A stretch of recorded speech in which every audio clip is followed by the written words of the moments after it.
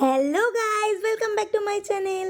আজকে আমরা চলে যাচ্ছি সব বন্ধুরা মিলে ঘুরতে। তাই এখন আমাদের স্টেশনে মারা ছাড়তে এসছে, আর ওখান থেকে ট্রেন ধরে আমরা এখন চলে গেছি শিয়ালদা স্টেশনে। কোথায় ঘুরতে যাচ্ছি সেটা এখন না, একটু পরে বলবো। তাই আগে একটুখানি ঠান্ডা ঠান্ডা, এত ঠান্ডাতে একটুখানি কফি খেয়ে নিই।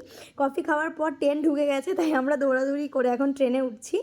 ট্রেনে উঠেই বসে গেছে একদম জমজমাট আড্ডা। এখানে প্রচণ্ড গল্পগুজব হচ্ছে, তারপরে খিদেও পেয়ে গেছিলো, তাই সবাই মিলে এখানে খেতে বসে গেছি। মা বাড়ি থেকে চিকেন করে পাঠিয়েছিল, আর এখানে রুটি আছে।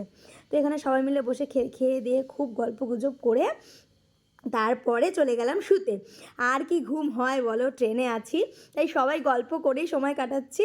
দেখতে দেখতে সকালও হয়ে গেল। সকাল হয়ে যাওয়ার পর আমি উঠে একটু জানলার সামনেটা বসেছি, এত ভালো লাগছিলো। তখনই দেখলাম পায়েল উঠে এর পেছনে লাগা শুরু করে দিয়েছে, যেটা আমাদের কাজ।